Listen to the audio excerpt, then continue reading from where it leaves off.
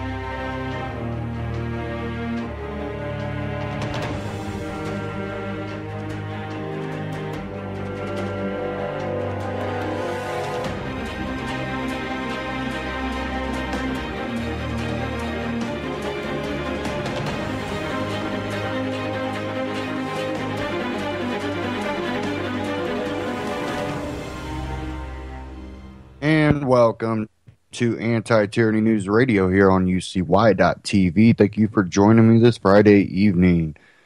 Oh, a lot of things to cover. Power-hungry judge threatens courtroom and jury in Ross Albright trial over jury outreach. That coming out of Free Keene.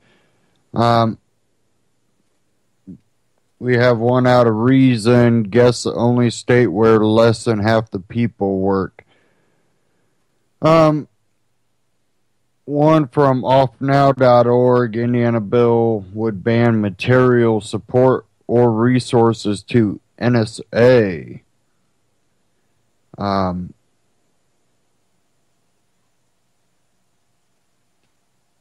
There was one from... Not sure what that was there.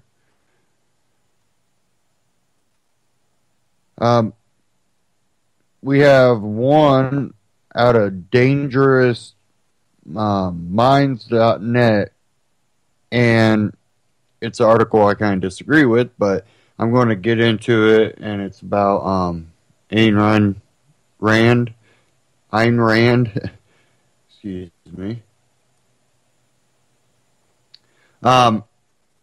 I disagree with this article, but I do want to get into it.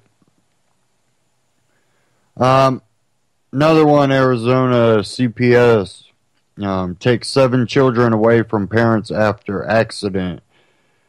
The man responsible for the dashcam video that changed everything has been executed. George Soros' connection to Ferguson protests.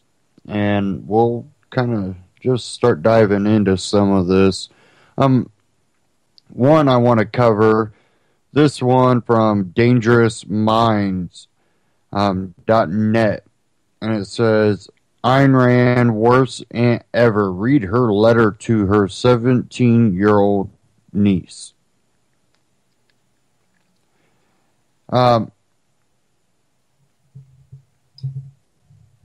I'll get into it, and then we'll talk about it after I read it here.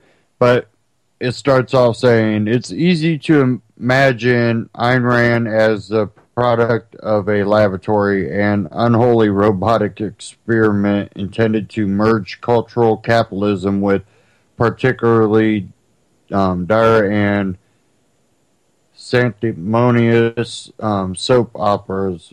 But little Alyssa Zinovyeva Rosenbaum was actually born to human parents and even had living family with whom she corresponded, as thoughtfully compiled in Letters of Ayn Rand. Should you be curious as to whether or not the woman had a soft or at least sentimental side, I invite you to read the letter she sent to her 17-year-old niece, Connie. who had recently asked to borrow $25 for a dress. I have um, folded the very best, worst lines for my own emphasis. Um, but I want to get into this because I honestly don't think it's that bad.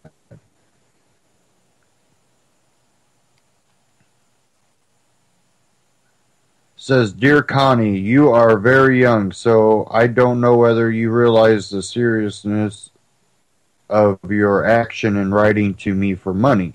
Since I don't know you at all, I am going to put you to a test.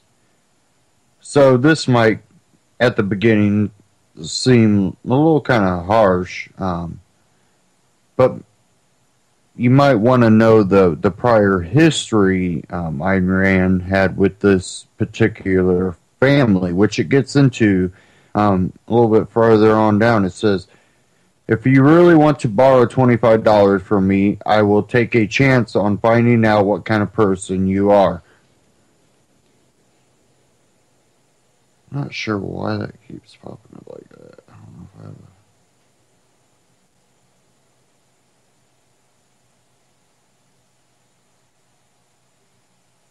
I don't know if there's an ad popping up or if that's on UCY and if you guys are hearing it or not. But it says here, you want to borrow the money until your graduation. I will do better than that. I will make it easier for you to repay the debt, but on condition that you understand and accept it as a strict and serious business deal before you borrow it. I want you to think it over very carefully. Here are my conditions. If I send you the $25, I will give you a year to repay it. I will give you 6 months after your graduation to get settled in a job. Then you will start repaying the money in installments. You will send me $5 on January 15th, 1950, and $4 on the 15th of every month. After that, the last installment will be on June 15th, 1950, and that will repay the total. Are you willing to do that? Now it gets into the history. And it might seem a little harsh, but, by this time, she had money, and relatives had been asking her for money and borrowing money. So here's where it gets into more of the family history.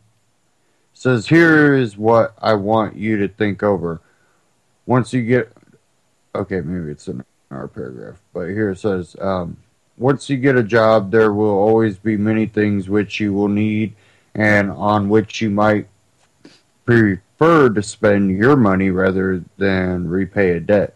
I want you to decide now in advance as an honest and responsible person whether you will be willing and able to repay this money no matter what happens as an obligation above and ahead of any other expense. Says, I want you to understand right now that I will not accept any excuse except a serious illness. If you become ill, then I will give you extension of time, but for no other reason. If when the debt becomes due, you tell me that you can't pay me because you need a new pair of shoes or a new coat or gave the money to somebody in the family who needed it more than I do, then I will consider you as an embezzler. No, I won't send a policeman after you, but I will write you off as a rotten person. I will never speak or write to you again. Again, it sounds pretty harsh, right? Well, here it says, now I will tell you why I am so serious and severe about this. I despise irresponsible people. I don't want to deal with them or help them in any way. An irresponsible person is a person who makes vague promises and breaks his word, blames it on circumstances, and expects other people to forgive it. A responsible person does not make a promise without thinking of all the consequences and being prepared to meet them. You want $25 for the purpose of buying a dress. You won't tell me that you will get a job and be able to repay me. That's fine, and I'm willing to help you if that's exactly what you mean. But if you, what you mean is give me the money now and I will repay it if I don't change my mind about it, then the deal is off. If I keep my part of the deal, you must keep yours just exactly as agreed, no matter what happens.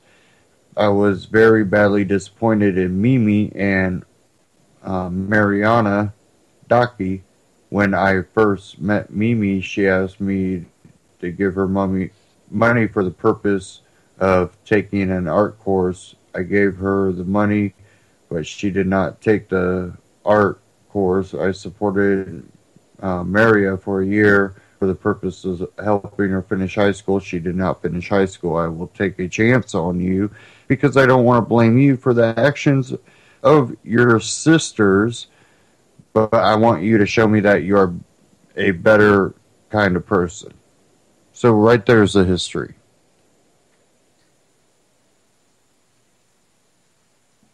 This woman's sister.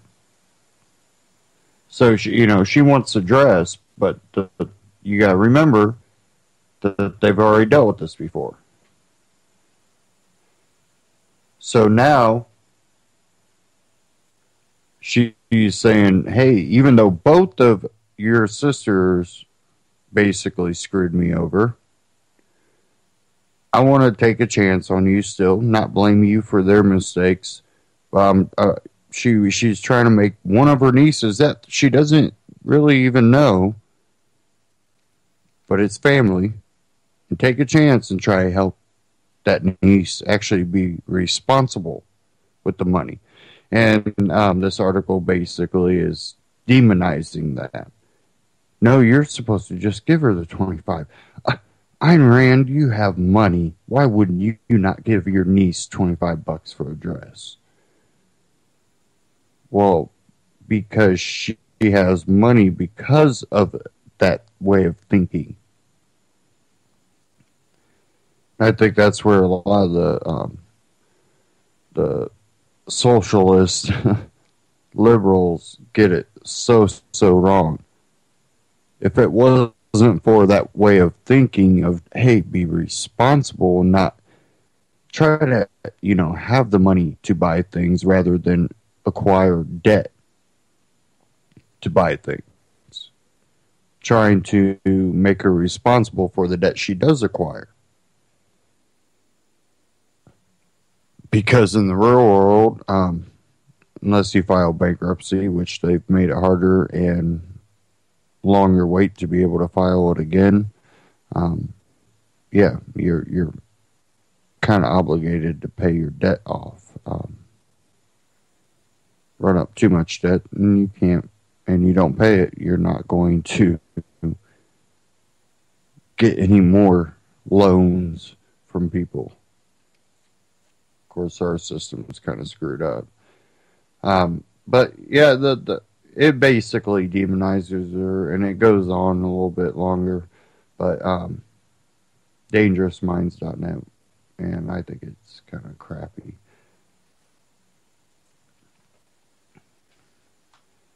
Okay, there's one I do want to get into.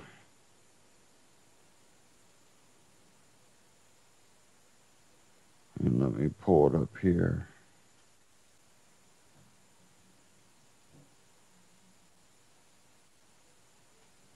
Take me a quick second.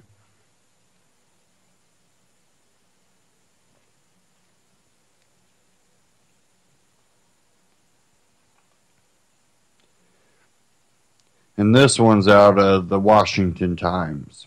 And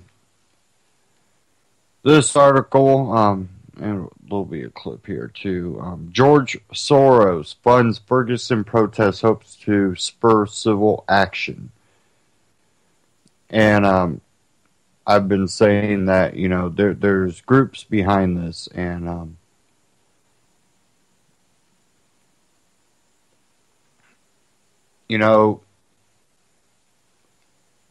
I'll just get into this and we'll cover it.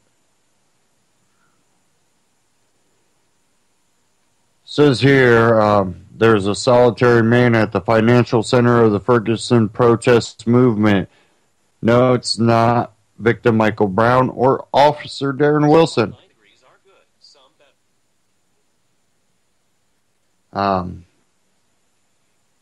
Excuse me here.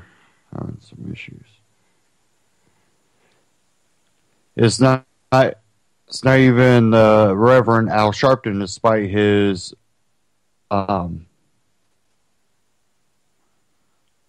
ambiguous campaign on TV and the streets.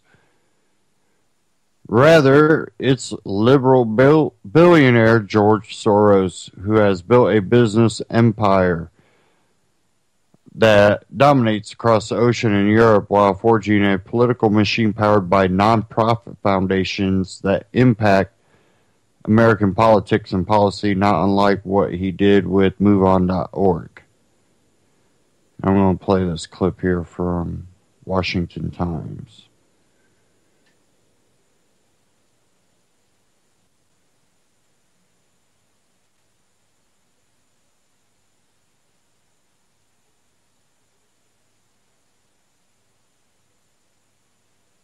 This is your exclusive Washington Times daily briefing. The IRS has seen a devastating erosion of its ability to do its job, and the worst is yet to come after budget cuts have trimmed staff and the Tea Party targeting scandal has damaged the agency's reputation. According to a new report, the IRS will hit new lows of service to taxpayers and will have to ignore a majority of calls, but those who do get through will wait an average of 30 minutes before they get help. An Ohio man plotted to attack the U.S. Capitol using pipe bombs and rifles. He said he wanted to conduct an attack in solidarity with the Islamic State terrorists the U.S. are fighting in the Middle East. The man saved money, researched government buildings in Washington, had plans to travel to the Capitol and carry out his attack. On Wednesday, he bought 2 M15 semi-automatic rifles and 600 rounds of ammunition. Police then moved in and arrested him. New York Democrat Charlie Rangel said Republicans should embrace the president's executive action on amnesty. I would hope that Democrats and Republicans can now take these last 2 years and be productive and get something done. They won't have Obama to kick around in the next 2 years, so why not get together and try to have a program that Republicans can be proud of in 2016? We can do that if we work together on trade, tax reform, immigration, infrastructure. There are a lot of issues that are not Democrat or Republican, but for the best interest of the United States of America. Come on, let's do it.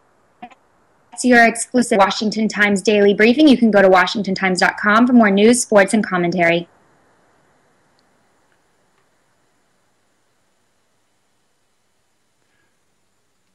Okay, they didn't even have a covering it. What the hell was that about? Well, it says here, Mr. Soros spurred the Ferguson protest movement through years of funding and mobilizing groups across the U.S., according to interviews with key players and financial records reviewed by the Washington Times. In all, Mr. Soros gave at least $33 million in 1 year to support already established groups that emboldened the grassroots on-the-ground activism in Ferguson, according to the most recent tax filings of his nonprofit Open Society Foundations. The financial tether from Mr. Soros to the activist groups gave rise to a combustible protest movement that transformed a one-day criminal event in Missouri into a 24-hour a-day national cause celebrate. Our DNA includes a belief that having people participate in government is indispensable to living in a more just, inclusive, democratic society, said Kenneth Zinnerman, director of Mr. Soros Open Society Foundation U.S. programs, in an interview with the Washington Times, helping groups combine policy research and data collection with community organizing feels very much the way our society becomes more accountable.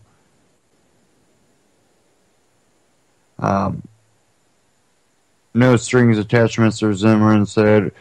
OSF has been giving to these types of groups since its inception in the early 90s, and that although groups involved in the protests have been recipients of Mr. Soros's grants, they were in no way directed to protest at the behest of open society. That's one of those things like, listen. We just gave the crazy people the Molotov cocktail money, and we knew that these people were probably going to do this, but, they weren't doing it because of us. We just happened to fund the radical crazies. And I'm not talking about the everyday protest. I'm talking about the people that were out there to intentionally start more trouble than what was already present, rather than try to call for accountability, but also keep a neighborhood intact. They help destroy the neighborhood. I believe they knowingly prop these types of groups up. And you just look to, friends, association and all that, and maybe Bill Ayers comes up, and these type of people are the ones that are funding and supporting in some type of way the ones that are actually out there causing harm, destroying property, or potentially harming others. And they don't do any good for a true movement. What you'll get is the type of revolution Cuba got.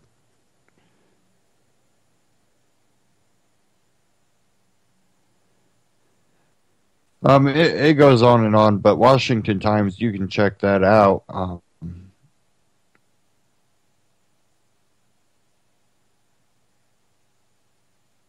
I had one clip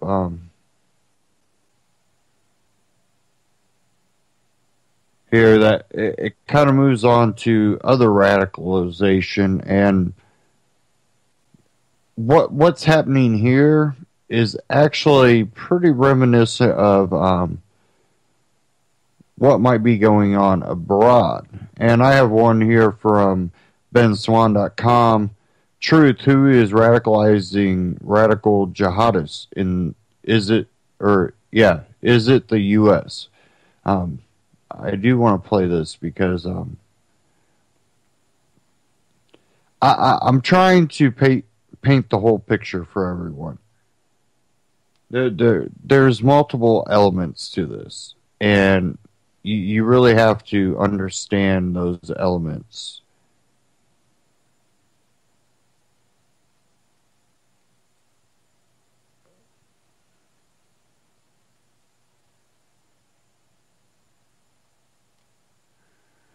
And okay, let me cue this up here. The France terror attacks, there's been a lot of discussion about the group claiming responsibility, Al-Qaeda in the Arabian Peninsula. The group, which is based out of Yemen, has been the target of ongoing military operations by the U.S. for years. But the man who many say sparked the radicalism of Yemen is an American-born cleric by the name of Anwar al-Awlaki. Anwar al-Awlaki was killed by an American drone in Yemen. He is a U.S. citizen, but he's a traitor, or was a traitor, actively working for Al-Qaeda, trying to kill Americans. So what's the beef? He's dead on the battlefield. Good. This is an American citizen in Yemen. I'll concede that he is giving aid and comfort to the enemy. He's in a terrorist training camp, okay? At the time he was killed, today we learn that the two Paris murderers, the two primary ones, were trained by him, had interactions with him. Yes. And you still have a beef about us killing this man? Yes, I do. And Well, Anwar al-Awlaki is one of the most important people in the entire war on terror.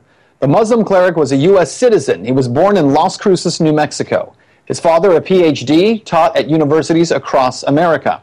Al-Awlaki was said to have influenced the failed underwear bomber, the failed Times Square bomber, and most notably the Fort Hood shooter, Nidal Hasan, who killed 13 people and injured 30 others during a shooting rampage at Fort Hood, Texas. Anwar al-Awlaki was deemed to be a major recruiter for al-Qaeda in Yemen and was killed by drone strike on September 30th, 2011. And by the way, what Judge Napolitano was trying to say there is that he was killed while sitting in a cafe. Despite being a U.S. citizen, he was never charged with the crime and had no trial. In fact, any evidence against him was deemed classified and could not be viewed even by a federal judge.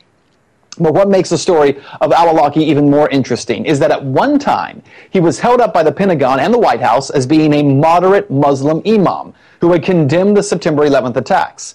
According to CBS News, in the months after 9/11, al-Awlaki was invited as part of an informal outreach program in which officials sought contact with leading members of the Muslim community. The officials said that at that time, al-Awlaki was widely viewed as a moderate imam at a mosque in Northern Virginia.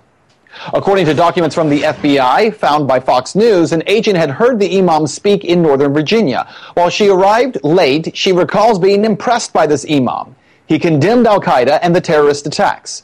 During his talk, he was harassed by members of the audience and suffered it well, reads one document. So what happened? How did a moderate imam in Northern Virginia help to spawn al-Qaeda in Yemen and help to radicalize so many young men in that country? Well, to answer that question, we have to ask this one. Who radicalized the radicalizer? In March of 2002, the FBI began raiding homes, offices of Muslim leaders in Virginia. Al-Awlaki, living in Northern Virginia at the time, was upset by it, and that month left the United States for Yemen. In August of 2006, al-Awlaki was grabbed by Yemeni security. He was held and tortured for more than a year as part of a secret investigation. Yemeni officials said they arrested him with a group of 5 Yemenis suspected of kidnapping a Shiite teenager for money. Al-Awlaki was accused of being the group's spiritual leader. He was released without trial after a year in prison. In 2007, he was arrested again, held for 2 weeks, and then released without charges. But it was in an interview afterward that al-Awlaki said it was clear that U.S. government officials had asked Yemeni officials to do so. In February 2008, U.S. counterterrorism officials linked al-Awlaki to terrorism but would not say why. And then in 2009, the U.S. conducts a series of drone strikes in Yemen that kill large numbers of civilians. Meanwhile, a series of attempted terror attacks take place, including, as I mentioned before, the failed underwear bomber and the Fort Hood shooting. To discuss in depth, I was joined earlier by Saif Inam, the policy analyst for the Muslim Public Affairs Council, and in New York, Justin Guest, professor of public policy at George Mason University. I began by asking Justin, if we as Americans are making a mistake when we do not step back and instead refuse to acknowledge that our actions as a nation may have a role here. I'm not sure how much of a role they have, Ben. You know, people are upset about foreign policy and lots of policies all the time. In various polls of Muslims in Western countries, in various polls of non-Muslim Muslim people in Western countries, they express their discontent with foreign policy, and yet terrorist attacks are very isolated. The question here, I think, is about why people with these strong preferences are actually using political violence to express those preferences. I want to talk about the growth of AQAP, or Al-Qaeda in the Arabian Peninsula. According to the Council on Foreign Relations, in 2009, AQAP had only a few hundred members, 2009. But according to the U.S. State Department, it had grown to over 1,000 by 2013. Now, I want to also compare that to this graph that shows from 2003 to 2008, if we can pull that up. The U.S. conducted no airstrikes or drone strikes in Yemen. In 2009, it began. By 2012, our largest number of drone strikes, 47, with another 9 airstrikes. Again, the numbers spiking for the growth of al-Qaeda in Yemen between 2009 and 2013. So, Saif, let me ask you this. Correlation does not equal causation. We know that. However, many people say that al-Qaeda is growing because of the fact that there is chaos and there are a lot of innocent people who are dying as a result of these drone strikes. And while al-Qaeda in the past had not been seen as a legitimate voice in Yemen, that their voice has become legitimized by drone strikes. Is that unfair? Well, the research shows that when it comes to violent extremism, there are many factors, one including political grievances. Now, the problem in Yemen is that you have political grievances, you have social disenfranchisement, and unfortunately, people that feel hopeless, they, with a legitimate concern of innocent civilian deaths, they go towards an extreme view of violence as opposed to a political solution or a social type of response. When we see the Yemeni government, though, working with the U.S. government, I know there's a lot of concern about that in Yemen right now. It's certainly not a democracy in the true sense of the word, that people feel like it's a very corrupt government in that part of the world. At the same time, as they try to deal with that reality and feel like it is partnered too much with the United States, does that give credence to AQAP? Well, I mean, obviously, there's no way that we can justify what they're doing, but that is unfortunately a justification they use, that the Yemeni government is partnering with these drone strikes. And it's something that we have to address. And I think addressing it is an important part of the conversation. Again, none of this to create justification for any of it, but certainly worth discussion. I also want to talk about another part of the Awlaki story. It's Awlaki's son. He was a 16-year-old boy by the name of Abdul Rahman Awlaki. He was killed not with his father. He was killed actually 2 weeks later while at a barbecue with family. Originally, the Obama administration said it was a drone strike that hit an al-Qaeda training camp. When a journalist went there, found out it was not true. Then they admitted, okay, they had killed Awlaki's son. He was 16 years old, not 21 as they had originally said, and he was not a citizen of Yemen. He was actually a U.S. citizen born in Denver. Justin, the question is this. Isn't this kind of warfare? Whether we look at it saying it's necessary or unnecessary, are we breeding more enemies of the United States through something called blowback, that the unintended results of foreign policy? Ben, again, American Muslims, European Muslims can be upset about many things. They get upset all the time. They're human. They are political actors in their societies, and there are ways to express their frustrations beyond political violence. And the fact that these attacks are so isolated suggests to me that most Muslims and most Western Muslims are able to express their ideas in other ways. And so, yes, of course, there might be blowback. There may be people upset. But the question is, what drives people to actually express themselves with violence rather than expressing themselves by writing letters to the editor, by blogging, by voting, by joining organizations? Justin, you make a really good point, but here's my question in response to that. As we watch what's happening in Yemen, because you refer to writing letters to the editor, or you refer to Western Muslims in the way that they have their response. But it's a very different situation, is it not, when you feel like you're being attacked, in the case of France, with the Charlie Hebdo cartoons that are mocking the Prophet Imam, versus people who live in Yemen who have an entire square block blown up and who have family members who are dead as the result of those drone strikes. Radicalization has to take place in extreme situations. Is not what's happening in Yemen extreme? Vast parts of Yemen right now are lawless. They're not governed by the government. They are completely out of control. And so that is a completely different situation than you have in a democracy where people have these outlets, absolutely. However, when you are in a lawless territory, then of course you're going to have warfare. You're going to have chaos. And that's exactly what you see. But that is apples and oranges to what we see in France today. French Muslims have every ability to write letters to the editor, to join associations, to vote their preferences, to speak out in the public square. And unfortunately, the perpetrators of these horrific attacks felt like the best way of actually expressing their message was through violence. No, and I completely agree with the point you're making there. What happens in France is obviously separate from these groups, and yet these groups are growing. So when, say, when the Obama administration comes out and says that Al-Qaeda's on the run and that we're winning this war on terror, clearly we're not winning the war on terror. Regardless of how you look at any measurable statistic, Al-Qaeda is growing, ISIS is growing, radicalization is growing in different parts of the world.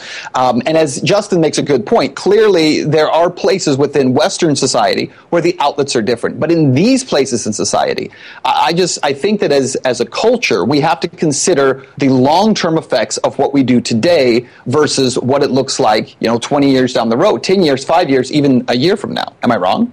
Absolutely. I mean, we will not defeat ISIS or Al Qaeda with military might alone.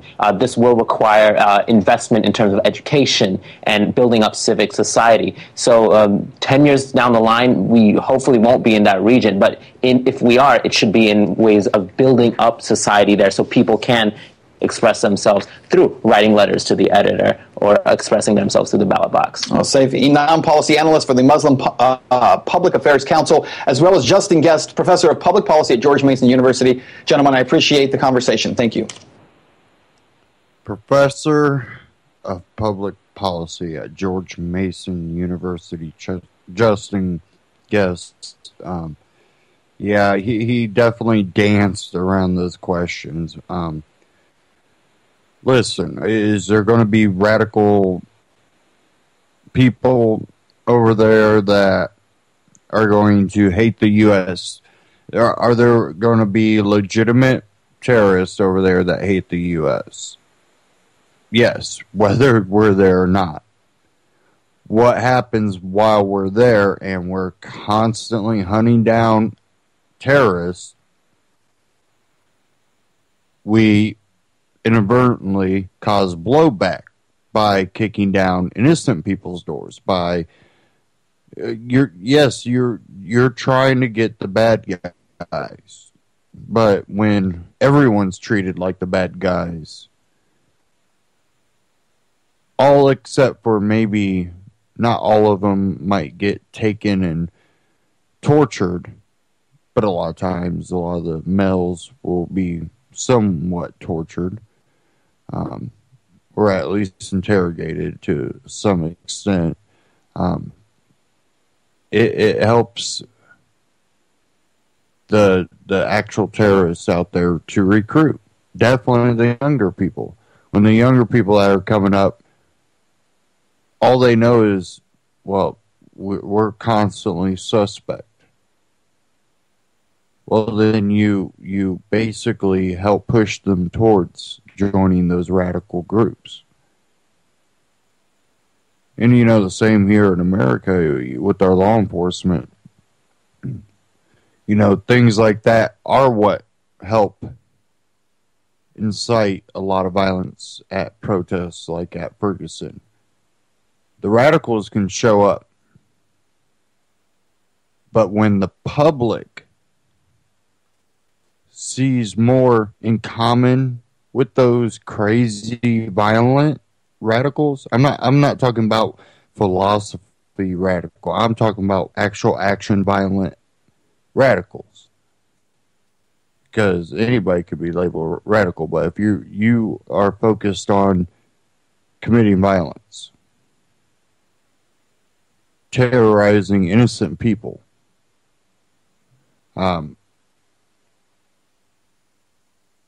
when those radicals show up and the public sees more in common with them than the law enforcement,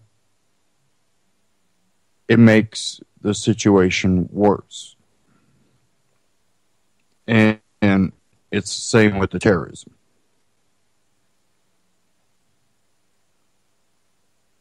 And if they come to our shores and do something,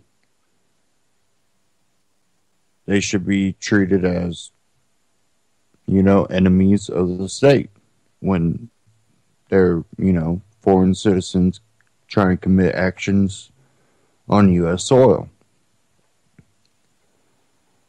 When they're over in their own countries committing violent acts, they should be treated as criminals in their country. There's a natural law. And that's one thing we focus on a lot is natural law over, man's law.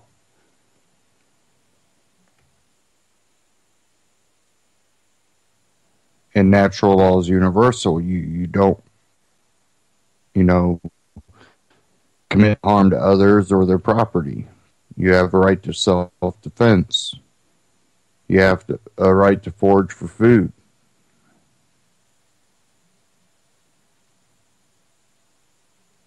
natural rights.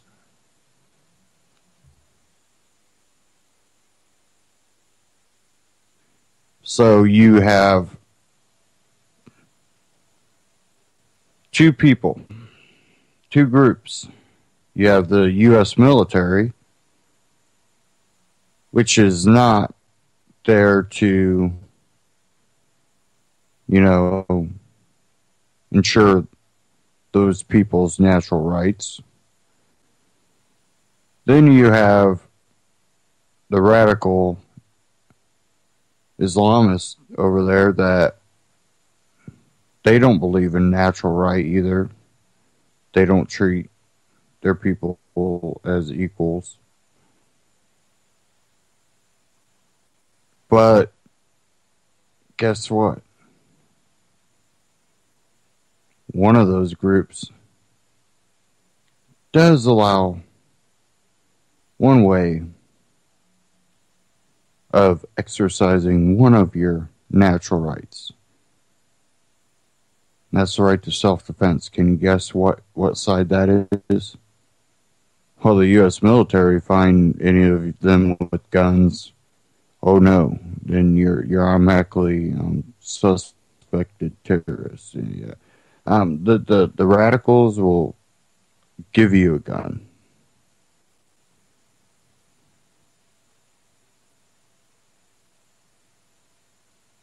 There's one group that is allowing a little bit of exercise of natural rights.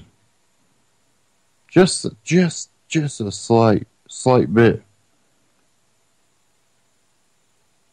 A natural human will go towards the place that gives them the most ability to exercise their natural rights.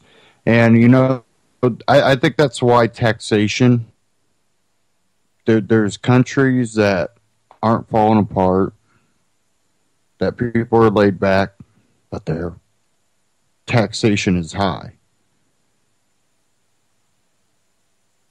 There's some countries that hold on, and it's only a matter of time. That whole system will eventually collapse.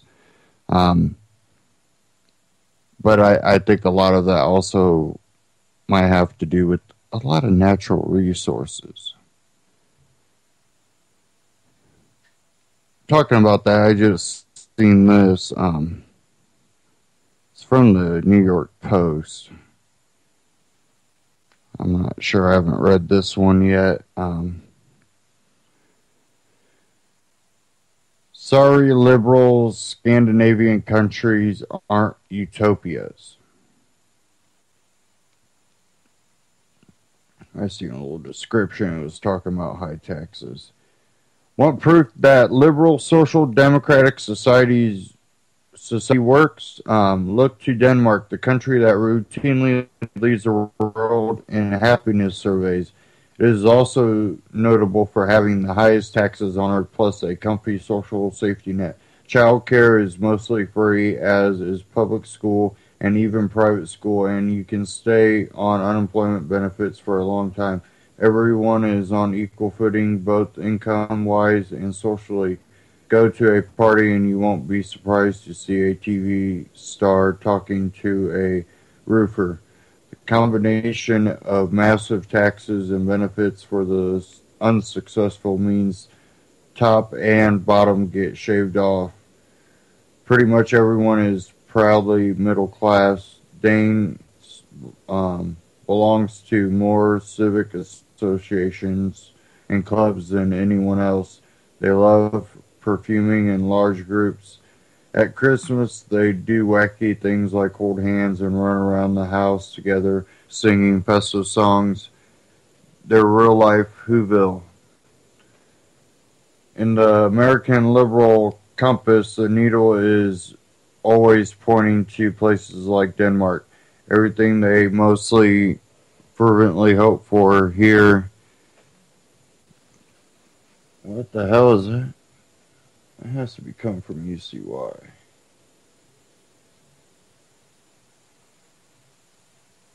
I don't know. No. this ad that keeps popping up on every website. I don't know why. Never heard of it.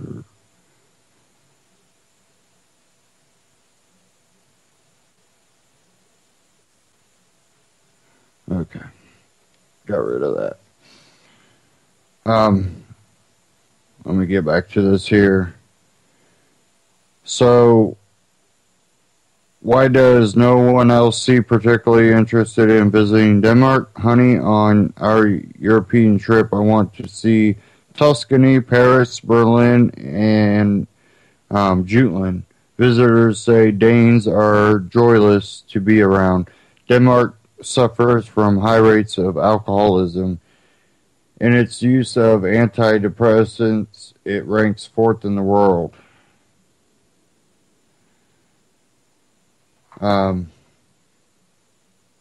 Its fellow Nordics and Icelanders are in front by a wide margin.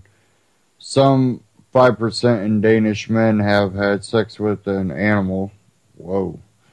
Denmark's productivity is in decline. Its workers put in only 28 hours a week, and everybody you meet seems to have a government job. Oh, and as the Telegraph put it, it's the cancer capital of the world. So how happy can these drunk, depressed, lazy, tumor-ridden, pig-bonking bureaucrats really be? The Jaunty Law. Let's look a little closer, suggests Michael Booth, a Brit who has lived in Denmark for many years, in his new book, The Almost Nearly Perfect People Behind the Myth of the Scandinavian Utopia. Those sky-high happiness surveys, it turns out, are mostly bunk. Asking people, are you happy, means different things in different cultures. In Japan, for instance, answering yes seems like boasting. Booth points out, whereas in Denmark, it's considered shameful to be unhappy. Newspaper editor Anne Knudsen says in the book. Moreover, there is a group of people that believes that Danes are lying when they say they are the happiest people on the planet. This group is known as Danes. Over the years, I have asked many Danes about these happiness surveys, whether they really believe that they are the global happiness champions, and I have yet to meet a single one of them who seriously believes it's true, Booth writes. They tend to approach the subject of their much vaunted happiness like the victims of a practical joke waiting to discover who the perpetrator is. Danes are well aware of their worldwide reputation for being the happiest little Legos in the box. Answering no would be as unthinkable as honking in traffic in Copenhagen. When the author tried this once, he was scolded by his bewildered Danish passenger. What if they know you? Booth was asked. That's a big clue. At a party, the author joked, it's typically takes about 8 minutes for people to discover someone they know in common. Denmark is a land of 5.3 million homogeneous people.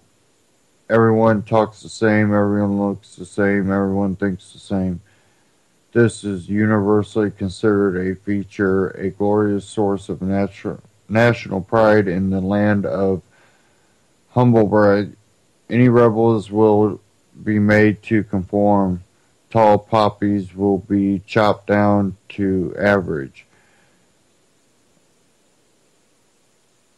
The country's business leaders are automatically suspect because of the national obsession with averageness.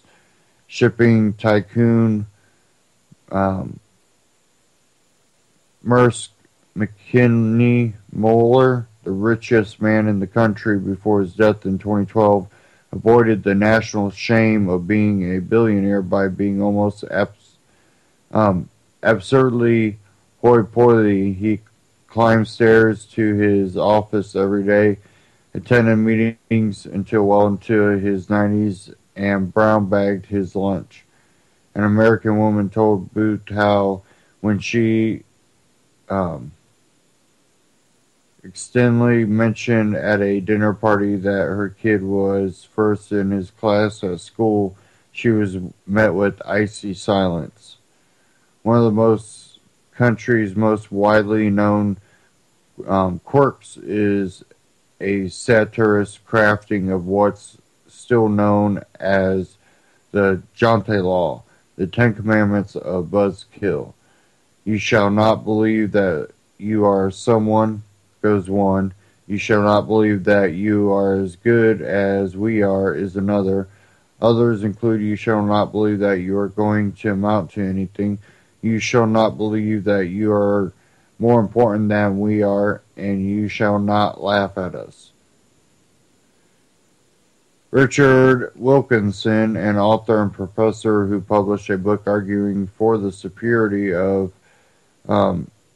egalitarian cultures, told Booth hunter-gatherer societies, which are similar to prehistoric societies, are highly egalitarian, and if someone starts to take on a more domineering position, they get ridiculed or teased or ostracized.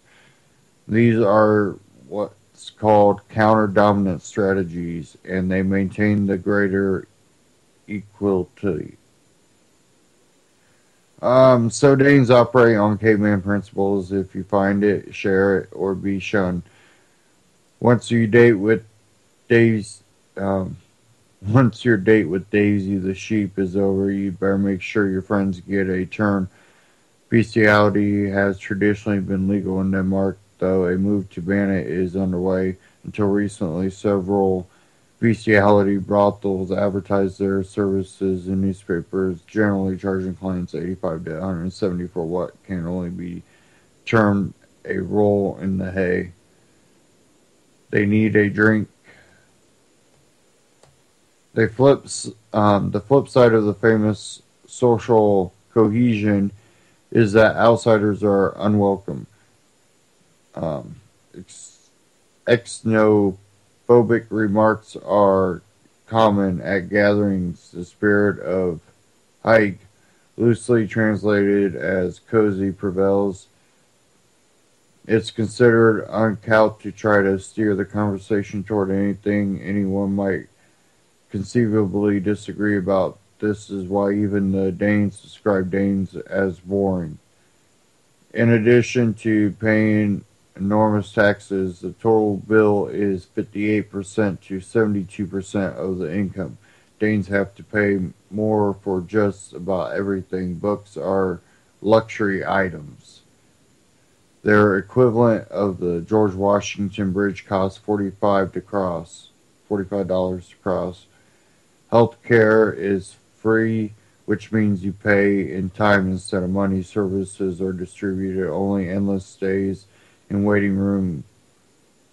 The author brought his son to an ER complaining of a foreign substance that had temporarily blinded him in one eye and was turned away, told he had to make an appointment. Pharmacies are a state-run monopoly, which means getting aspirin is like a trip to the BMV or DMV. Other Scandinavian countries both define the term broadly to include Nordic brethren. Iceland and Finland, in tradition to Denmark, Sweden, and Norway, raise other questions about how perfect the nearly perfect people really are. Iceland's famous economic boom turned out to be one of history's most notorious real estate bubbles. A common saying in Denmark about Icelanders: they wear shoes that are too big for them and they keep tripping over the shoelaces. The success of the Norwegians, the Beverly Hillbillies of Europe, can't be imitated. Previously as a peasant nation, the country now has more wealth than it can spend. Colossal offshore oil deposits spawn a sovereign wealth fund that pays for everything. Finland, which tops the charts in many surveys. They're the last corrupt people on Earth. Its per capita income is the highest in Western Europe, and Helsinki often tops polls of the best cities.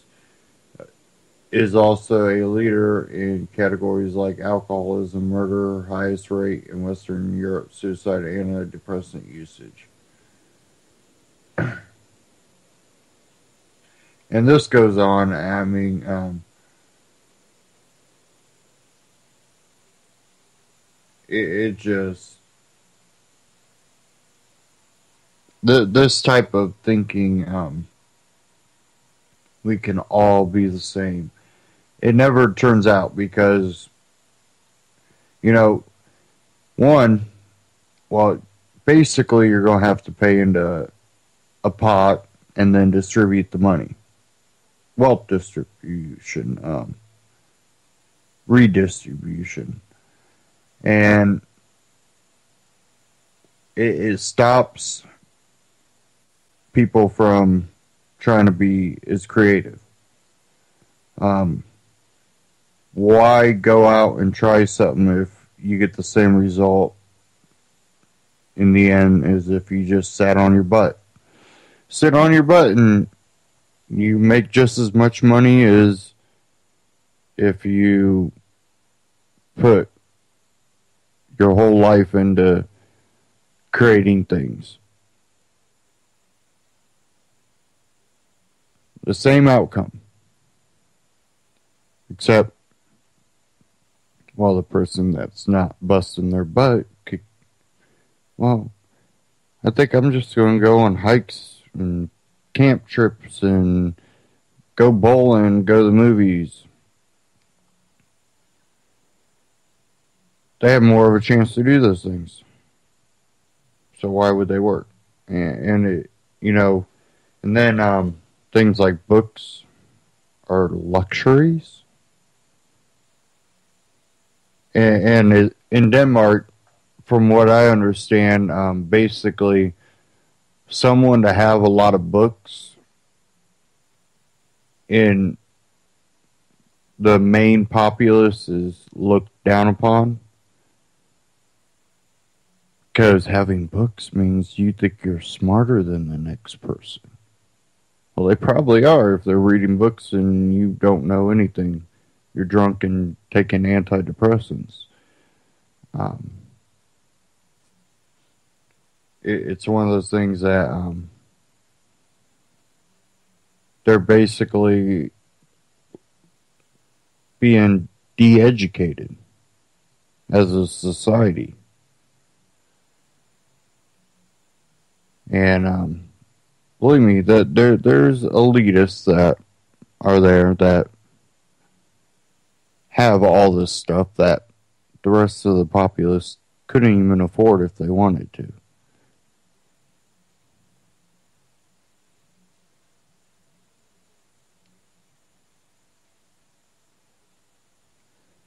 Okay. I'm going to move on to one here. This one out of offnow.org. Right on their front page, I believe. It's titled, Indiana Bill Would Ban Material Support or Resources to NSA. Indianapolis, January 15th, 2015. A bill filed this week in Indiana would not only support efforts to turn off NSA's water in Utah, but have some practical effects in the user state should it pass. Introduced on January 14th by State Senator Mike Delph, Republican from Carmel, the Indiana Fourth Amendment Protection Act would ban material support or resources from the state to warrantless federal spy programs. Senate Bill 458, SB 458, reads in part, it is against public policy to provide material support, participation, or assistance in any federal agency that collects, attempts to collect, or intends to collect electronic communications or metadata of any person lawfully residing in Indiana without the consent of the person unless the collection is specifically authorized by state law or a court order based on probable cause.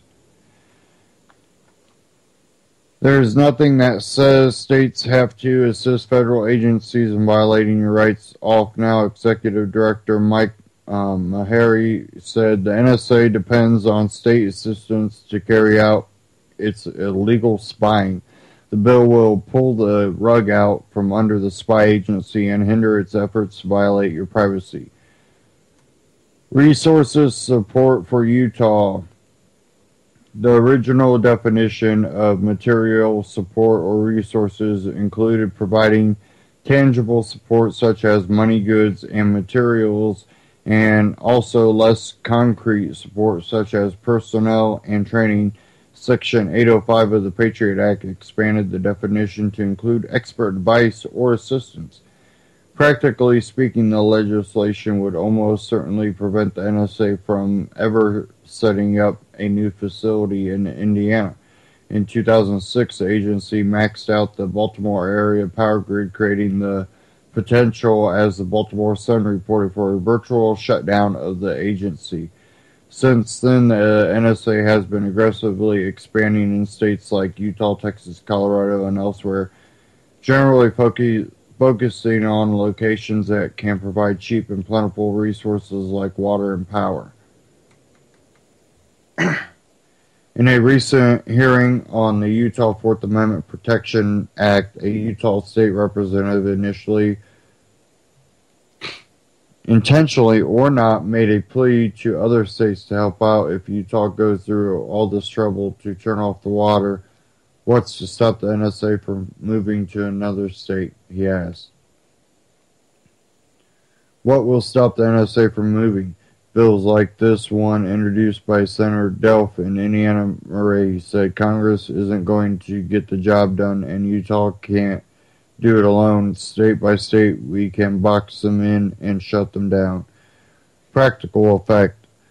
By including a prohibition on participation in the legal collection and use of electronic data and metadata by the state, SB 458 would also prohibit what NSA former Chief Technical Director William Biney has called the country's greatest threat since the Civil War. The bill would ban the state from obtaining or making use of electronic data or metadata obtained by the NSA without a warrant. Reuters revealed the extent of such NSA data sharing with the state and local enforcement in August 2013 article. According to documents obtained by the news agency, the NSA passes information to police through a formerly secret DEA unit known Special Operations Division, and the cases rarely involve national security issues. Almost all the information involves regular criminal investigations, not terror-related investigations. In other words, not only does the NSA collect and store this data, using it to build profiles, the agency encourages state and local law enforcement to violate the Fourth Amendment by making use of this information in their day-to-day investigations. This is the most threatening situation to our constitutional republic since the Civil War, said Biney. The bill would also set the state to end partnerships between the NSA and state universities. Legality. Delph's bill rests on a rock-solid legal doctrine. The Supreme Court has repeatedly upheld the principle that the states cannot be required to expand resources or manpower to help the federal government carry out its acts or programs. Known as the anti-commandeering doctrine, the legal principle rests primarily on 4 Supreme Court opinions dating back to 1842 in Prigg versus Pennsylvania. 1842 Justice Joseph Story held that the federal government could not force states to implement or carry out the Fugitive Slave Act of 1793. He said that it was a federal law and the federal government ultimately had to enforce it. The fundamental principle applicable to all cases of the sort would seem to be that that where the end is required, the means are given, and where the duty is enjoyed, the ability to perform it is contemplated to exist on the part of the functionaries to whom it is entrusted. The clause is found in the national constitution and is not in that of any state. It does not point out any state functionaries or any state action to carry its provisions into effect.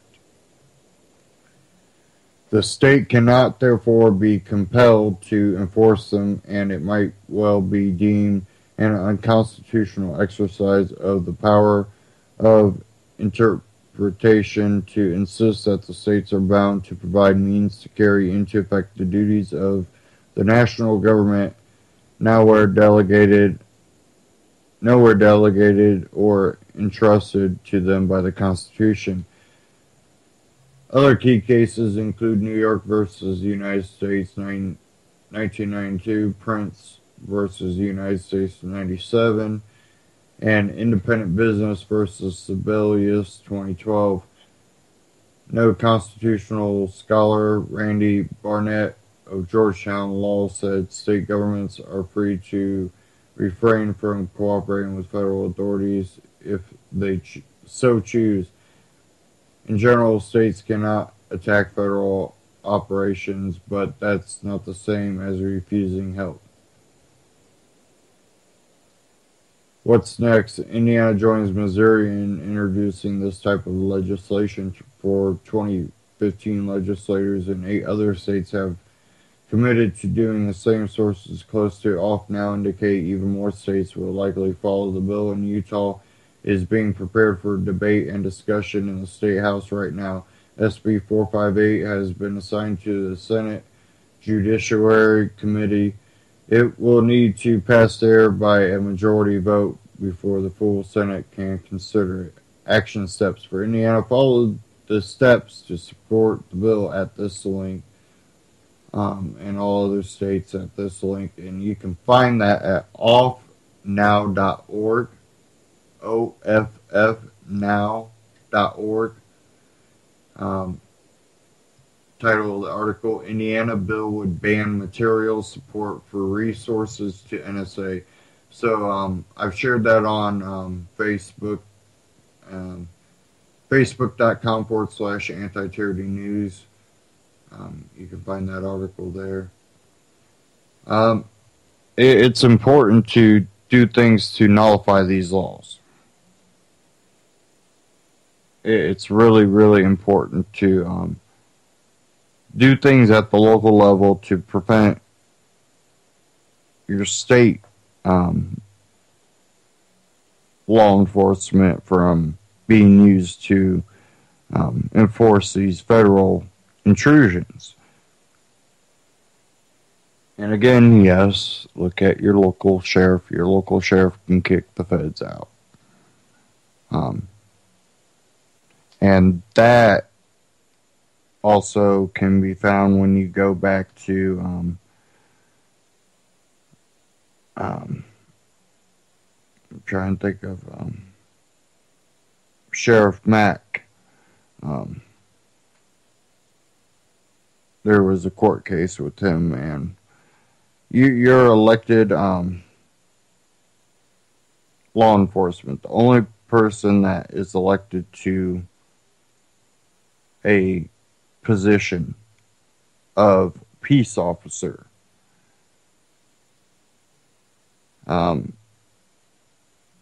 you are obligated within your county to keep the peace. And if the feds are the ones that come in and disrupt that peace, you are obligated to basically kick them out.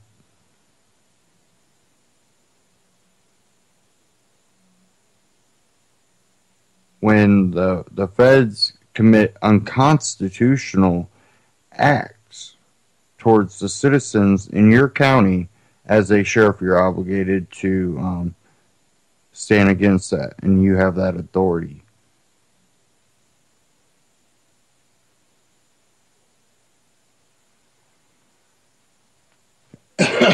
Excuse me. Again, you can find that at offnow.org. I want to take a minute to talk about Amagi Metals. Check out Amagi Metals. Right now they have a 1 ounce in the Fed. Pretty good price on this 1 troy ounce in the Fed silver round. They also have, the Ron Paul rounds. They have the Von Mises rounds. They got really cool Don't Tread on Me rounds. All kinds of cool little silver, copper, gold. This is a source that I trust when I buy my gold. They also accept Bitcoin. You can check them out if you go to antityrannynews.com/metal. Not with the S, just metal. So antityrannynews.com/metal. You'll get some of their great prices. They got some of the better prices and different than just your normal silver. You get silver rounds that are also promoting freedom, so they're also great to give out to people. They also carry Sons of Liberty mint, the little square pieces where you can buy them 1/10 of an ounce or 1/4 of an ounce. Great ways to buy little amounts at one time. And when you go to that link, you also help support alternative media like this. So that's antityrannynews.com/metal. Check out Amagi Metals. Okay, get back into the news. I had one here I did really want to cover. I don't know if I'm going to be able to bring it up right away because I had to close out that window.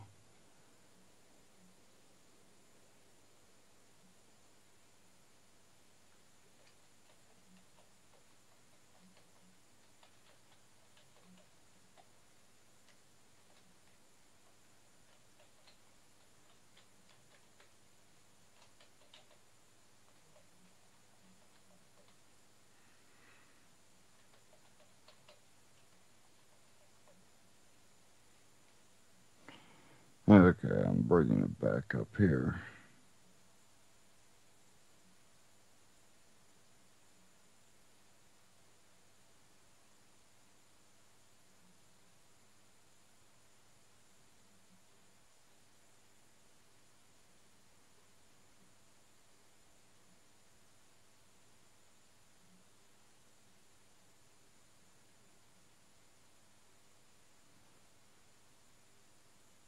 I have to close my browser again. Been having some issues with this browser. About to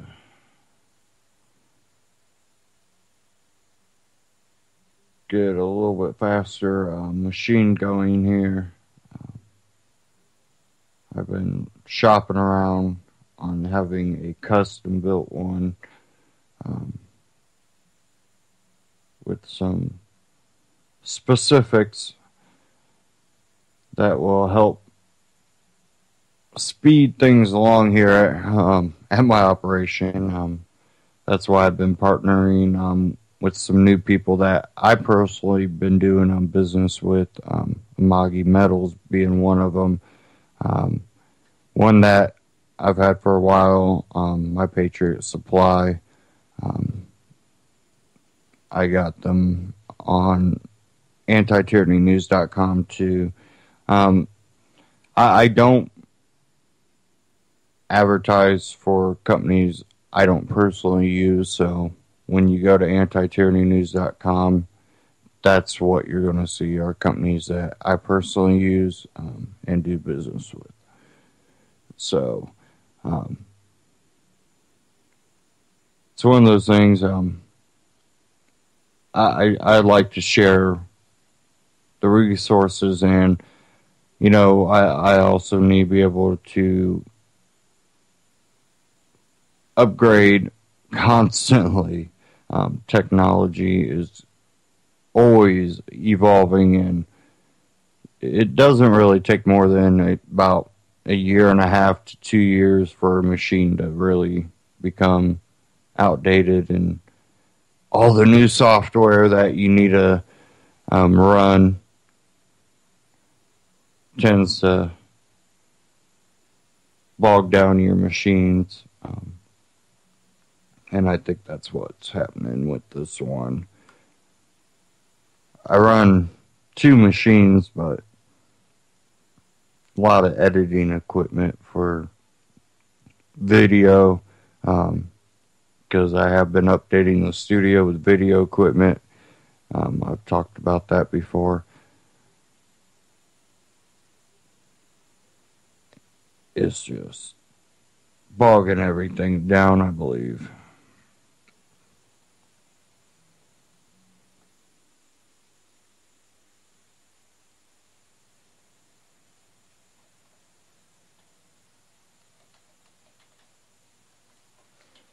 Okay.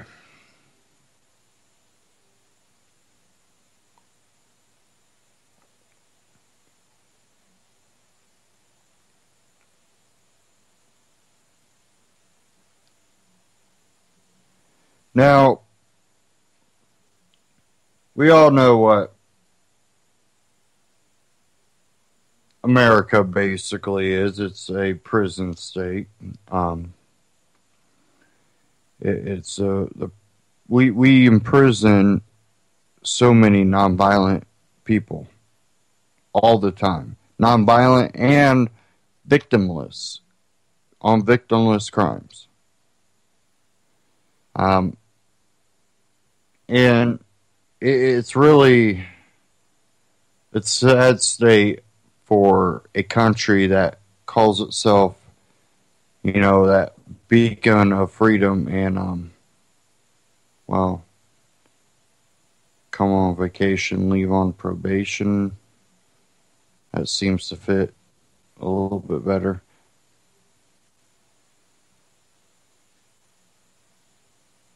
But I have one here from RT.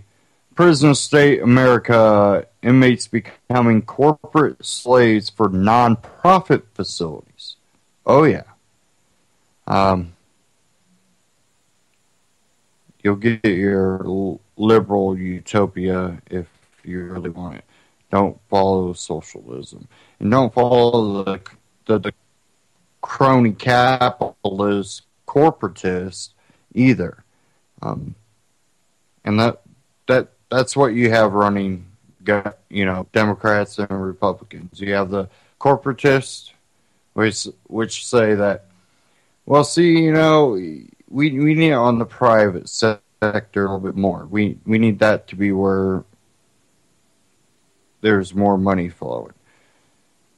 Well, the socialists go, why do we need them? We just have a government. We'll just make the group that oversees that, the EPA, the FDA, the Department of Education, the DEA. There's your companies. And then we'll work it that way. But they're all screwing the little person. And nonprofits are actually basically, some of these nonprofits are committing slavery, basically. Think of people that might be in prison for a victimless crime, nonviolent, was choosing to do something or transaction or interaction voluntarily with whoever, ingesting whatever they felt that they wanted to put in their body, and become slaves over it. Here we go from RT.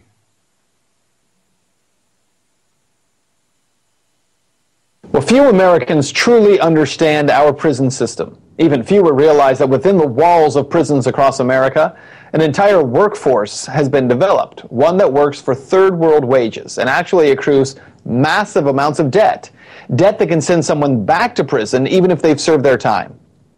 Earlier this week, I spoke with author and journalist Chris Hedges, and I began by asking him to give me a basic understanding of some of these misconceptions that we have about America's prison complex. We have 25% of the world's prison population, 5% of the world's population. So prisoners under the 13th Amendment essentially work as in a form of neo-slavery for about $1.30 a day. We are seeing huge numbers of for-profit corporations from Chevron to Victoria's Secret to Target to Hewlett-Packard use or exploit prison labor. We have seen private corporations now become predatory within prison walls. Phone companies charging 15 cents a minute, forcing you to prepay your plans with very high surcharges. You pay $10, you got to pay $3 to the phone company. The privatization of commissaries, where prices have risen by over 100%. I have a list of the 1996 commissary prices in New Jersey and the ones today, and things have, in almost every case, at least doubled. I mean, for instance, if you want to buy an envelope, they sell them singularly. It costs you 15 cents. If you buy 100 pack of legal-size envelopes, it's $7. That, of course, is more than double in price. Fines that are levied at the time of sentencing. And remember, these people are making $28 a month. They're working 8 hours a day. It takes them forever to pay their fines off. Let me jump in there for a second, because I want to get some details on some of this. You're giving me a lot of information, but let's go back for a minute to what you said about corporations, major corporations in the United States. And you give a long list here, including Starbucks, right, AT&T, Microsoft, right, Procter & Gamble, Wendy's. How are those corporations using the prison populations as a workforce? How does that happen? Well, they move behind prison walls. We have most of military uniforms, vests, canteens, all of which is made by federal prisoners. It's forced labor, and it's massive, and it's extremely profitable, which is part of the problem of mass incarceration, because we have corporations and the lobbyists for those corporations writing these draconian laws to keep people locked behind bars for decades for crimes that in other countries they might not even be arrested for. I mean, half of the prison population never committed a violent crime. Right, they're nonviolent crimes. But let me ask you this. You say that a prisoner in New Jersey, for instance, back in 1980, for 8 hours of work was paid $1.20, and today that same prisoner makes $1.30 for 8 hours of work. And you also mentioned that the other standards that we would have in terms of protections for workers, workplace safety requirements, none of those things are applicable here. Right, and you have prison administrators going to large corporations that are running sweatshops overseas and saying, come back. They can't organize. You don't have to pay benefits. They earn 20 cents, 15 cents an hour. They're always on time for work, and if they're ever disruptive, we put them in isolation. Right, so it's easy to control that workforce population. Something else you might mention here, you talk about the fact that these phone companies, for instance, will come in and the kinds of things they do here in order to derive huge profits from prisoners who are being held include things like placing extremely high commissions by state agencies on those phone charges. They have all kinds of kickbacks on here that we in the regular public would never tolerate or put up with, and this happens to prisoners, again, as you said, who are making $28 a month, and it's happening in every prison in America. Right, and these, that's why states have allowed these corporations to go in, because the kickbacks can run as high as 40%. So you have a captive market. I mean, you have a for-profit company running the commissary. There's nowhere else to shop. I mean, they set the prices, whatever it is. And then there are all sorts of draconian fees. If you have, for instance, in New Jersey, a loved one, immediate family member who is dying or is dead, you can get a 15-minute deathbed visit or a 15-minute viewing, but you get charged up to $900 to pay the guards. Now, if you're earning $28 a month, you can imagine how long it takes to pay that off. And it used to be that families could send up to 50 pounds of like sneakers. You know, that's the other thing. Prisons now are no longer providing the most basic items, including footwear. So you've got to buy $45 Reebok sneakers. And if you can't afford it, you've got to take out a loan. So coupled with these fines, coupled with the loans, and you got to pay to see the doctor, you got to pay for medicine, you got to pay for legal copy and everything else, you are now getting large numbers of prisoners who are actually being released heavily in debt, thousands of dollars in debt. There's no work. And if they can't pay that off, they go right back into prison. They're actually sent back to prison for not being able to pay loans they had to make in prison in order to get the basic necessities they need to live in prison. Well, and let's not forget they're working 8 hours a day, and they're not eligible for Social Security. So they can work 30 years inside the prison, 8 hours a day for a for-profit company.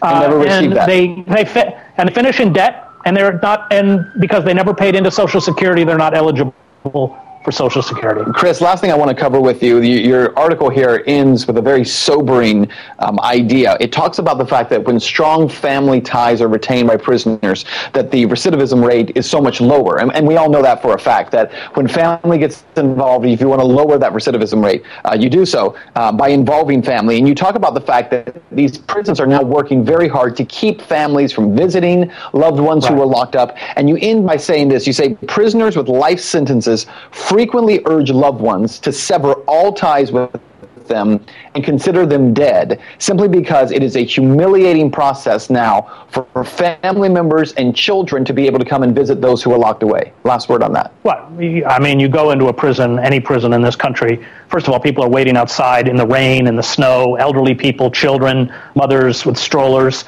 for hours with no access to bathrooms. Then they are treated as if they are prisoners once they come in. The children are terrified, they're crying. It's so traumatic even to get in and see a family member. And then on top of that, I think we have to remember that most of the forms of communication between a parent who is incarcerated and their child is over the phone lines.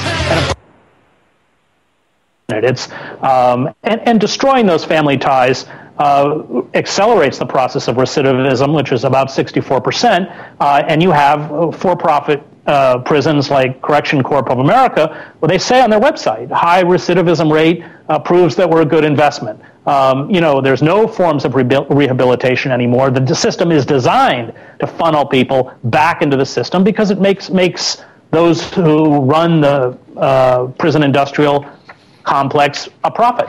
Absolutely. Well, Chris, and I would encourage all of our viewers to go and to read your article over at TruthDig and to get into what you just mentioned there as well.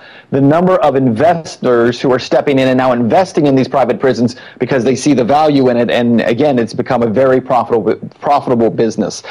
Chris Hedges, reporter and journalist, thank you so much for your time. Thank you. Sorry for that ad that just popped up for no reason. Took care of that though. 718-717-8296, 718-717-8296. Feel free to call in. What do you think about this? This whole prison industrial complex, and the system is set up all the way up to the court systems are set up to keep people going in, definitely under these victimless crimes. I have one here out of freekeen.com. Power-hungry judge threatens courtroom and jury in Ross Albright trial over jury outreach. Now, if you don't know who Ross Albright is, he is the alleged founder of the original Silk Road, the Bitcoin market on the deep web, and a lot of liberty activists back him, because what he basically did was make the black market a freer place, and a lot of libertarians don't believe that a lot of these things should be illegal in the first place. Here it says, liberty activists are reluctantly backing down from their jury outreach projects outside the Manhattan Federal Courthouse. But not because an insane rogue person threatened the entire courtroom and jury over the activist signs and pamphlets yesterday afternoon, as reported here yesterday. The federal gang is pulling out all the stops to prevent jurors from accessing information about jury nullification. They dismissed jurors who admitted to seeing signs or looking at activist flyers. However, that wasn't enough for the woman in the robe, Catherine Bolin Forrest. Philly Liberty super activist James Bob explains. Evidently, despite the millions of dollars spent and accumulable power of the state, Judge Catherine Forrest feared that a few folks with pamphlets could upset their steamrolling operation. As predicted, a juror with a conscience and knowledge of their power terrifies the pretty tyrants. The billboard campaign and the pamphlet op were referenced on multiple occasions. Selecting an uninformed jury became a top priority for the prosecution and their servient judge. Basically, she decreed that if the independent volunteers didn't stop informing jurors of their right to nullify unjust and misapplied laws, she would anonymize the jury, bussing them in from a secret location, blocking their contact from the outside world. Of course, the jurors won't be told that they are being protected from a 100% factional pamphlet about their indisputable rights. Instead, they will thank the judge for protecting them from a dangerous crime boss. Experts have confirmed that this is a credible threat. After careful consideration, we have decided to postpone the pamphlet operation until the hostage is recovered safely. However, the offending judge will not be forgotten. She will become accustomed to dealing with informed jurors. We will not be intimidated. We will not abandon our mission. Force grumpiness confirms that what we already knew. They are scared of the truth. They fear for their house of cards. Pamphleting at this court will resume at a later date. The kiosk ad campaign will continue. If you want to help expand it, you can participate here. You can check that article out at freekeen.com.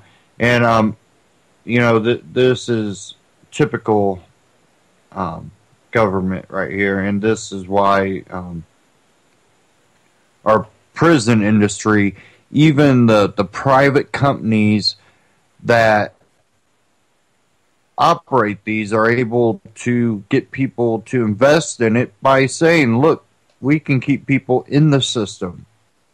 They don't get rehabilitated, and they keep coming back. It's a great investment because we have crooked courts that will put people in jail for the dumbest crap. My favorite one is, well, you didn't pay your child support, so now you must go to jail, and you will still need to pay child support, and you'll get $28 a month while you're locked up to pay your back child support. So taking someone from maybe a possible job that they have in the community and putting them in jail. And I've seen it happen, and it mostly happens to the self-employed people. And I watched it happen a lot in 08, 09, 010 when the market crashed. And I watched all these people that were they weren't, getting rich, but they were doing well off, self-employed, going around, finding jobs, making money. Of course, a lot of them had back child support too, because, there were ups and downs. But they were, trying to make payments, but got dragged into court. And basically, oh, you got to serve 14 days or 30 days, and it was just crap. I couldn't believe it. And they didn't have no odd job. And that might be jail. I understand that. But this has led to, you know, people basically looked at as a criminal. And one thing I've seen this even turn into is, oh, you have to spend 30 days in jail. They pulled the person's fishing license, pulled driver's license. I heard one, someone I knew talking about one where the person made their living driving, and the court was going to pull their driver's license, and it took the woman to step in and go, oh, hell no. And, like, basically create a situation before they decide not to do that.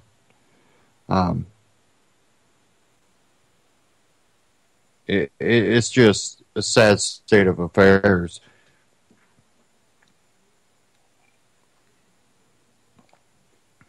I am glad to see a couple cases where men were actually being fairly represented in the court system, which seemed rare here in Indiana. I've seen situations too here in Indiana where the mom was pretty much disengaged, was doing her own thing, not really watching after her kid. Her parents or someone, a friend, might watch the kid, but they were pretty self-involved. Again, you know, disconnected with the child. The father was always wanting to spend time with the child, but court systems just automatically went to her, and he ended up having to pay quite a bit of child support. The one I remember particularly,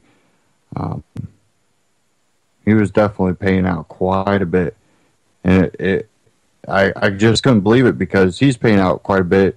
She tended to always be at some bar or club or out with friends, either family or other friends that were watching the kid. More than likely on his dime, taking it that her parents were the one buying most of the clothes and everything else. So I don't know. Court systems are just completely screwed. It really doesn't come down to what's in the best interest of the people. It's what's in the best interest of the state.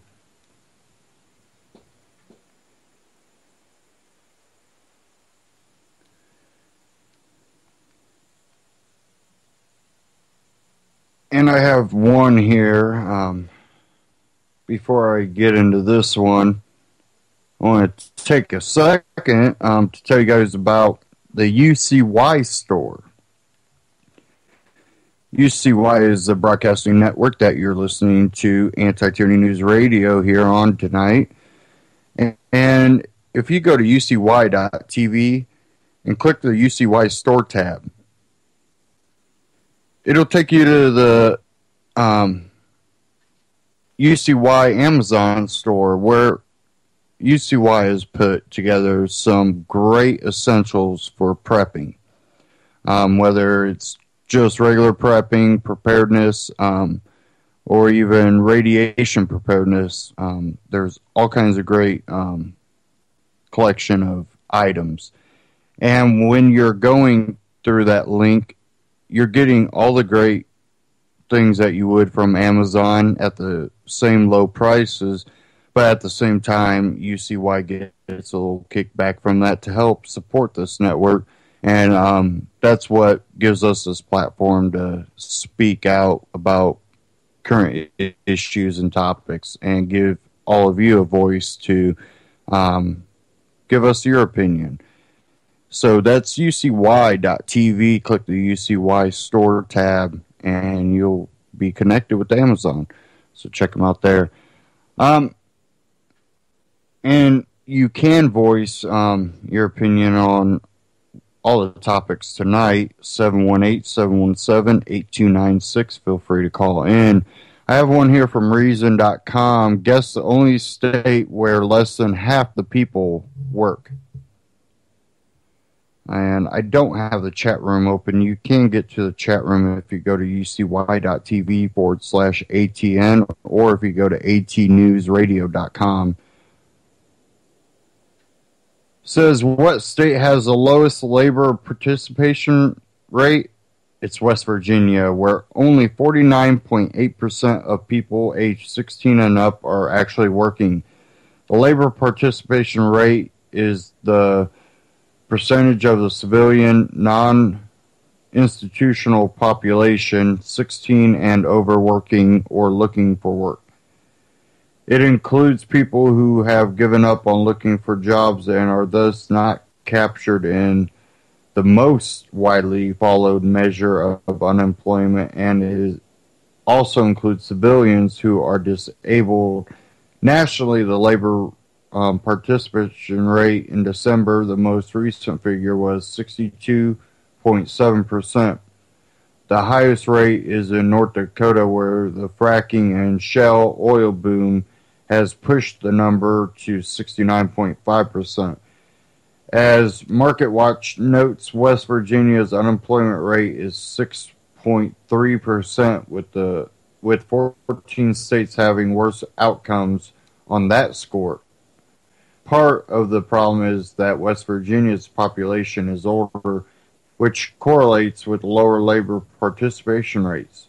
Overall, the labor participation rate in the United States has been tanking since 2000. So while the financial crisis plays a big role, especially among older workers who took buyouts and retired, it's not the whole story. Neither is the general aging of the population, which tends to lower the participation rate. Indeed, the real issue is the very long-term participation rate of men, which has been on the downslope for generations now. Which brings us back to West Virginia. It's not, if not only has the lowest labor participation rate, it has the highest disability rate in the country. 17.6% disability claims skyrocketed in the wake of 2008 financial crisis, not because more people were suddenly injured, but because such a program represented in a way to get money as unemployment and other benefits ran out. And over the long haul, it's become easier and easier to claim disability and effectively opt out of the workforce. Other well-meaning programs add to the trend, too. For many people, work is effectively optional if they can scratch together a bare minimum of revenue from other sources. As the grandson of an Irish immigrant who quit working as soon as he could live off his wife's and children's earnings, I can recognize that impulse as a dark mirror of the American dream. If disability requirements were lightened up, there's no doubt that many people not working now would start looking for work. Or tightened up, not lightened up. And you know, this goes back to the whole dependent system. You know, that the government really wants you to be dependent on them. Because once you're dependent on them and they can collapse the private sectors and they get most of the population, well then they got you. You are now dependent on government being successful. And they do this through regulation and they do this through welfare state. When they regulate the market to a point where it can't sustain itself because of prices and what people will expect to make, and when the state offers, you know, basically the same wages, if not more, than what they could get paid working for a private company, because a private company is regulated, so they have to, you know, keep their wages down and the prices down, and operating costs are high. Well, then most people are going to end up falling into the welfare state.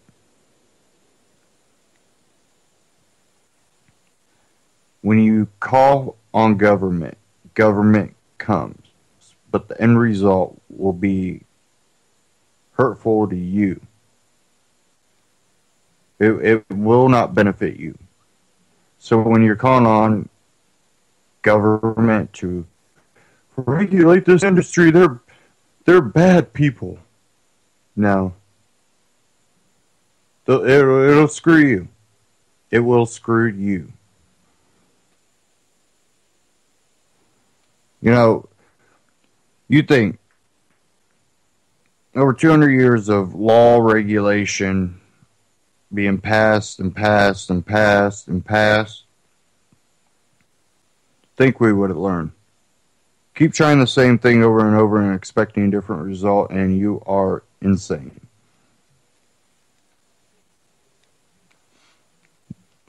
The things that made this country the most prosperous were the freest times in society, even when maybe things weren't completely up. People felt like they had a opportunity. And we're losing that. When things are down, you don't see opportunity. You don't. No money, can't do anything. When you do get a job, you're living paycheck to paycheck, then you're relying on the system not to crash and maybe start making enough to save again, and market crash, you're laid off. Son of a... We're kind of caught in the system, and, with the oil prices that have been dropping, there's something on the horizon. And I think they're going to end up crashing the American dollar. I think that's what's going to happen.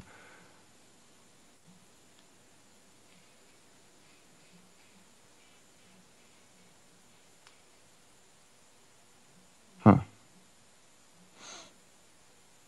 Okay. Yeah, I really do think they're going to crash the American dollar. That's why, I personally been doing more prepping when it comes to, investing in other things other than the American dollar.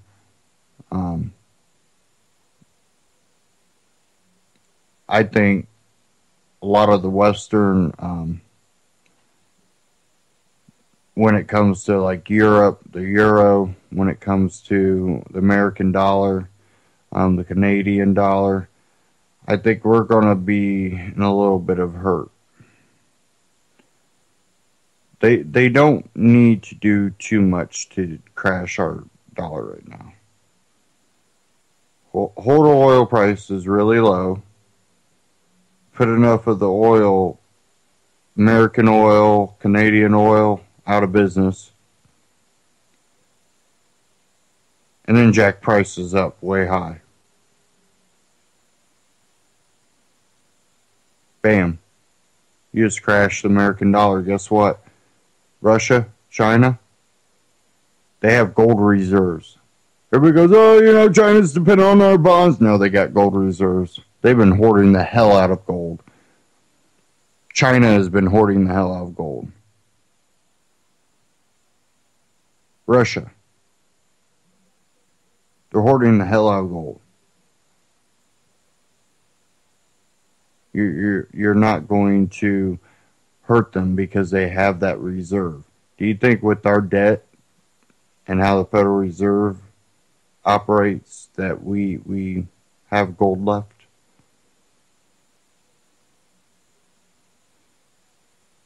Do you think when European countries start rehypothecating their gold that might be in U.S. holdings, do you think we have anything there? Do you think we had the gold to pay them back?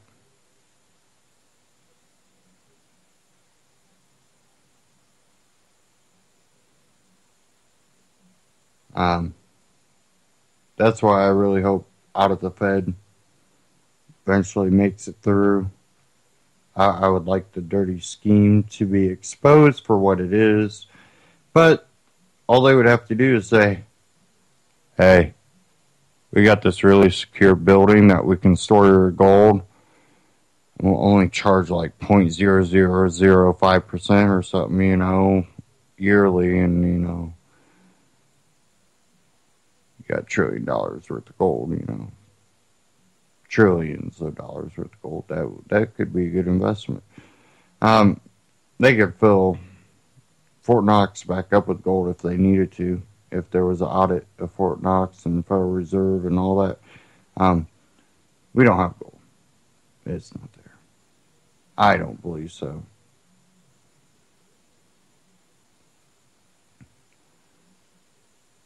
Okay.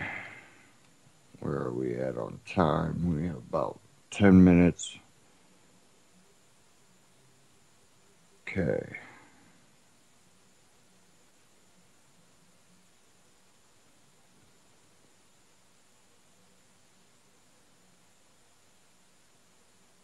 Give me a second here as I pull up one.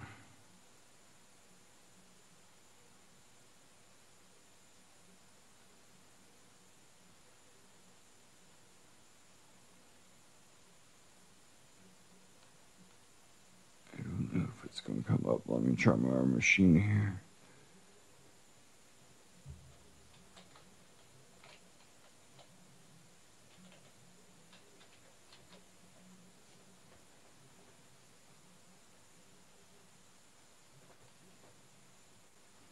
Okay. Father of American accused of plotting ISIS attack claims son was set up by FBI.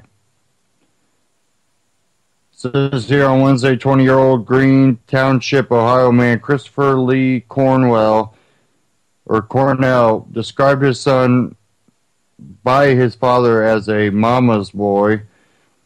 He was arrested in his hometown on charges of attempting to kill U.S. government official after he purchased 2 rifles and 600 rounds of ammunition at an Ohio gun store.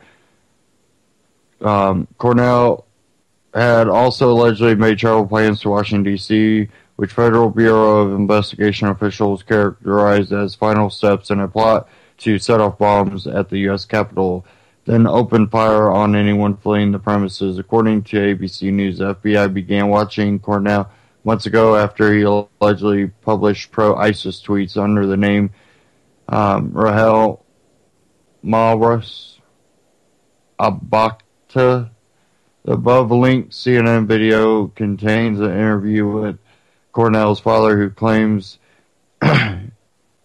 his son was coerced into the plot by an FBI agent. FBI officials claim that Cornell said in online communications, "I believe that we should just wage jihad under our own orders and plan attacks and everything. I believe we should meet up and make our own group in alliance with the Islamic State here and plan operations ourselves." Cornell allegedly said that accused American terror mastermind Anwar al-Awlaki, who was killed in a extrajudicial drone strike in 2011, gave Cornell the thumbs up to orchestrate these attacks before Awlaki's martyrdom. The 20-year-old Cornell would have been in his mid to early teens at this time. Described by his parents as an unemployed, quiet, and good person with typical upbringing, Cornell recently converted to Islam. According to CNN, he met with an FBI informant twice in Cincinnati, once over a 2-day period in October and again over a 2-day period in November. According to ABC News, John Cornell Sr., Christopher Lee Cornell's father, said he was a vulnerable, gullible 16-year-old in a 20-year-old's body, and I think the FBI coerced him. There was no way he came up with this terrorist plot. Somebody put that in his head. Cornell's father also doubted that his unemployed son had the necessary funds, skills, or motive to carry out the attack, and told CNN he had $1,287 saved up. His guns cost over $1,700. He's a big mama's boy, His best friend is a kitty cat There's no way he could have carried out any kind of terrorist plot. He didn't even drive. He didn't have a car. A report cited by RT and published by Project Solemn analyzed 399 FBI anti-terror cases and claimed that 95% of the arrests targeted individuals who were coerced into their plots by FBI agents. The report stated the government uses agent provocateur to target individuals who express dissent, ideologies, and then provides those provocateurs with fake harmless missiles, bombs, guns, money, encouragement, friendship, and the technical and strategic planning necessary to see if the targeted individual can be manipulated into planning violent or criminal action. Now, we've talked about agent provocateurs before.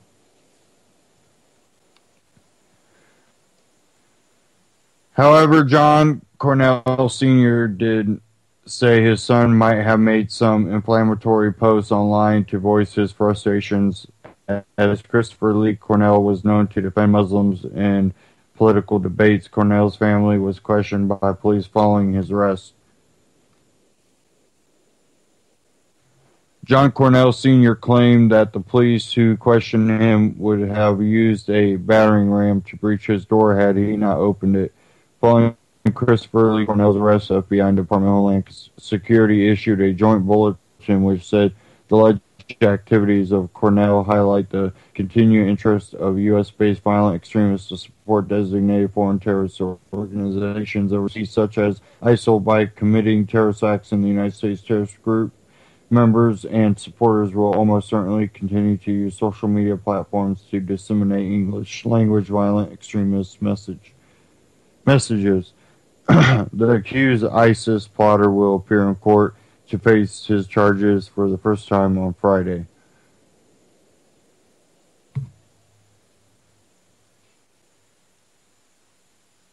And that one was from benswan.com. There was a short clip there. I'll try to play part of it.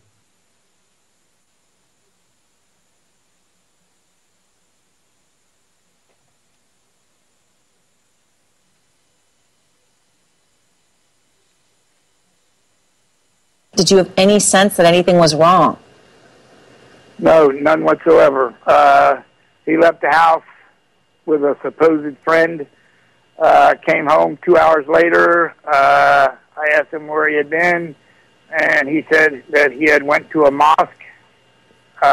He was home, apparently he was home for the night, or at least we thought he was. We looked in and noticed that he was gone, and Angel asked me, well, where did Chris go? Yeah. Because she had went to the store earlier today. And I said, I never seen him leave. And then we figured out, well, he must have left in the middle of the night. And we went in his room, and I found a note that he had left me, right? And it was just a simple note saying that he had decided to move in with a friend. The guy offered him a place to stay, and that the guy offered him some work because he was out of work. He worked seasonally, and he was out of work, and I don't think he particularly cared where he was working at anyway. I know then you must be very shocked, but you do know that he recently became interested in Islam. How did he change when that happened? Actually, he had changed. Like when we first discovered that, we kind of mocked him. I said, why would you convert to Islam? You know what I mean? Because, I watch a lot of news, and I see a lot of what's going on in the world. And I said, why would you want to convert to Islam? And he explained to me, that Islam wasn't a terrorist group. It was a way of life. Did he ever talk about ISIS? He never, ever talked about ISIS. I mean, I know I watch news, CNN and MSNBC every day, and that's all you see. And he would come in sometimes and see it, but he never made any comments about ISIS on Twitter, these threats, and I seen it on the news. So apparently he did go and buy two guns. I'm not denying that, but what I'm saying is he never had the money to buy those guns. He worked part-time, seasonally. I know exactly how much.